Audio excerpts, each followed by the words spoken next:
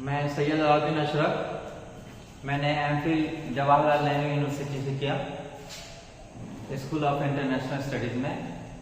और यहाँ मैं अरोमा क्लासेस, जो सबसे बेहतर कोचिंग है समस्तीपुर का, उसमें मैं इंटरनेशनल इश्यूज़ पे बातें करता हूँ या पढ़ाता हूँ। आज आप लोगों को मैं अमेरिकन वर्चस्व के बारे में, यूएस हेजेमनी के बारे में बताऊंगा कि कैसे यूनिपोलर वर्ल्ड में अमेरिका का वर्चस्व छा गया, राजनीति में, अर्थव्यवस्था में, संस्कृति में और सैनिक दृष्टिकोण से अमेरिका कैसे पूरे ग्लोब पर, विश्व में छा रहा है। तो आप देखें इसको, यूएस हेजेमनी,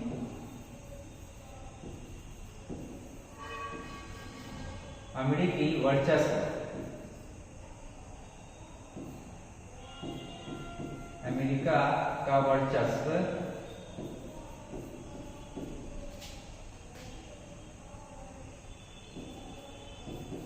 यहाँ आपको ये बताना है जरूरी कि हेजेमनी होता क्या है, कि व्हाट इज हेजेमनी, हेजेमनी होता क्या है, वर्चस्व होता क्या है।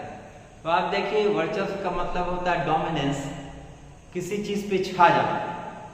तो अमेरिका जो है, किसी चीज पे छाना, किसी देश का दूसरे देशों पे छा जाना। जब एक देश बहुत मजबूत होगा आर्थिक दृष्टिकोण से, राजनीतिक दृष्टिकोण से, सैनिक दृष्टिकोण से, सांस्कृतिक दृष्टिकोण से, तो अपने से कमजोर देशों पर वो छा जाएगा।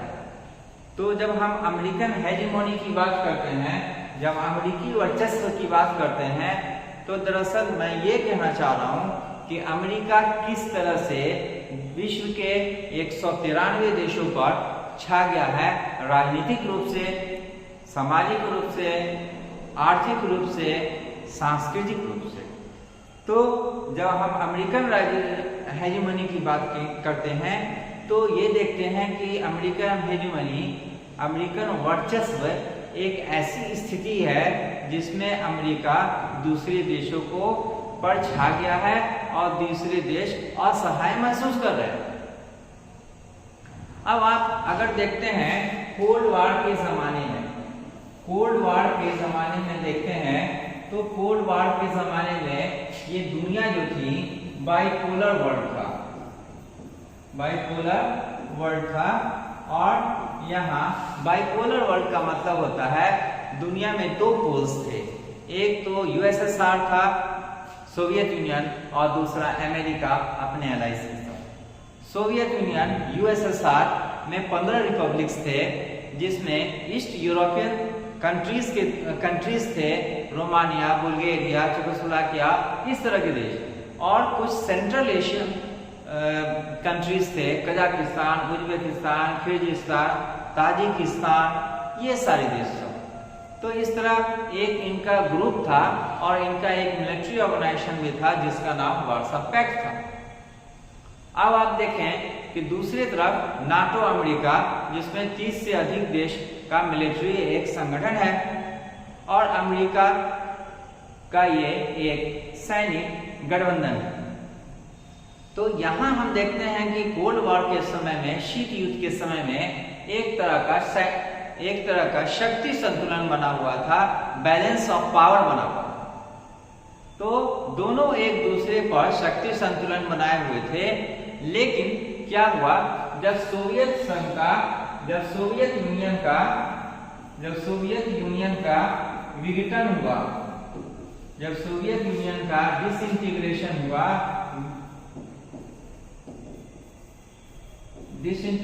हुआ, विघटन हुआ, तो उस समय 90-91 के समय में, जब गोर्बाचोव वहां के राष्ट्रपति थे, वो लिबरलाइजेशन चाह रहे थे, इकोनॉमिक लिबरलाइजेशन चाह रहे थे, पॉलिटिकल लिबरलाइजेशन चाह रहे थे, और वो आना जाना विदेशों में से इन्वेस्टमेंट चाह रहे थे रशिया में। उसकी वजह ये थी कि रशिया की हालत इकोनॉमिक रूप से बहुत खराब हो चुकी थी। तो उस सिचुएशंस में बाकी स्टेशन कंट्रीज के लोग, देश जो शामिल थे सोवियत यूनियन में, तो उन्होंने अपने आप को आज़ाद करने की कोशिश की। उनका कहना था उन्हें कुछ ज़्यादा राजनीतिक फ्रीडम, पॉलिटिकल फ्रीडम चाहिए। तो आखिर में उन्होंने एक दिन ये घोषणा कर दी कि रूस, बेलारूस और यूक्रेन ने कि वो अब आज़ाद हो जाएंगे और वो सोवियत यूनियन के पार्ट नहीं रहेंगे। तो इस तरह से सोवियत यूनियन का विघटन हो गया, डिसइंटीग्रेशन हो गया। इस डिसइंटीग्रेशन के बाद दुनिया में बस सिर्फ एक पावर रहा और जिसका नाम अमेरिका है, और सुप्रीम पावर वही बन गया, वही सुपर पावर हो गया, सर्वशक्तिमान।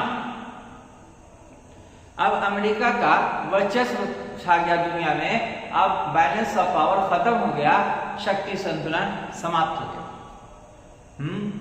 अब आप देखिए अमेरिका किस तरह से दुनिया पर छा जाता है। तो हम लोग पहले नजर डालेंगे अमेरिका के कुछ मिलिट्री ऑपरेशंस के।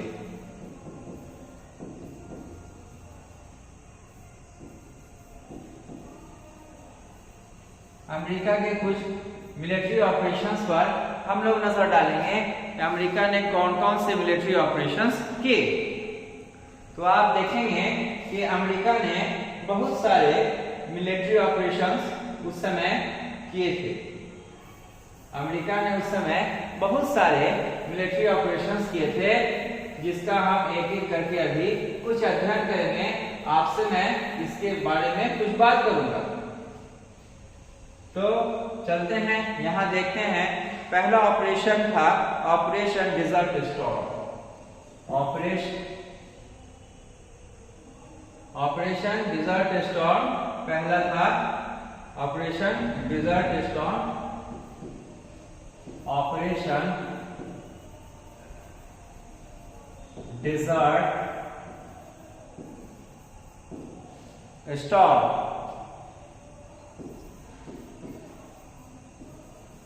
ऑपरेशन डिजर्ट स्टॉर्म जो है वो 1990 में हुआ। ये 1990 में हुआ। ये तब की बात थी जब इराक में उसके राष्ट्रपति सद्दाम हुसैन ने हमला कर दिया कुवैत पर, ये बताकर कि कभी कुवैत भी हिस्सा था इराक का, और तेल पर कब्जा करने की कोशिश की। यूनाइटेड नेशंस में जनरल असेंबली में रिजोल्यूशन पास किए गए, इराक को समझाने की कोशिश की गई, बातों से, डिबेट से, कंसल्टेशन से। इसके अलावा कूटनीतिक भी बहुत सारी बातें हुई, लेकिन सद्दाम हुसैन कभी मानने को तैयार न थे। आखिर में आप देखेंगे कि सिक्योरिटी काउंसिल पहली बार इतना बड़ा फैसला करती है और सैनिक कार्रवाई की उसने पहल कर दी, और उसने कहा कि सैनिक कार्रवाई किया जाए। फिर आप देखेंगे कि सिक्योरिटी काउंसिल से रिजोल्यूशन पास होता है। 37 देशों ने अपने अपने सैनिक टुकड़ी को भेजा, और इसकी अगुवाई अमेरिका कर रहा था, और अमेरिका के करीब 75% फौजी और हवाई जहाज, लड़ाकू जहाज इसमें शामिल थे। तो नेता इसका अमेरिका ही था। इराक पर उसके बाद कुवैत में इराकी सेना जो थी उस पर अटैक किया गया। अटैक करने के कुछ ही दिन बाद कुवैत को इराक हारा वहां, और वो कुवैत को खाली करके चला जाता है। इस वार का, इस लड़ाई का पूरा दृश्य को टेलीविजन पे दिखाया जाता है, और ये उस समय का पहला इलेक्ट्रॉनिक वार था, और इसे वीडियो वार गेम से भी कहा जाता है। दूसरा हम देखते हैं, क्या अमेरिका, इस तरह से अमेरिका ने अपना वर्चस्व काम कर दिया कुवैत वाले मुद्दे पर। अब सवाल यह है कि क्या अमेरिका ऐसा ही वर्चस्व काम कर सकता है यूक्रेन के मुद्दे पर? क्या अमेरिका ने इतनी आसानी से अटैक कर दिया इराकी सेना पर, क्या वो इसी तरह सबक सिखा सकता है पुतिन को या रशिया में? हरगिज नहीं, क्योंकि रशिया के पास 6,500 न्यूक्लियर वीपन्स हैं, अमेरिका से कहीं ज्यादा, जबकि अमेरिका के पास 6,000 कुछ हैं। तो अमेरिका उससे नहीं लड़ सकता। तो ये अमेरिका का दादागिरी ही कहा जाएगा। दूसरी तरफ ऑपरेशन इन्फिनाइट रीच, दूसरा देखते हैं ऑपरेशन क्या था, operation infinite reach. Operation infinite reach, operation infinite reach जो था ये आपको 1998 में हुआ था। इसमें क्या था कि अफ्रीका के एक देश है कीनिया और उसकी राजधानी है नैरोबी। तो नैरोबी उसकी राजधानी है, नैरोबी इसकी राजधानी है। और आपको हिंद महासागर में एक देश है ब्रूनेई जो दार एस सलाम,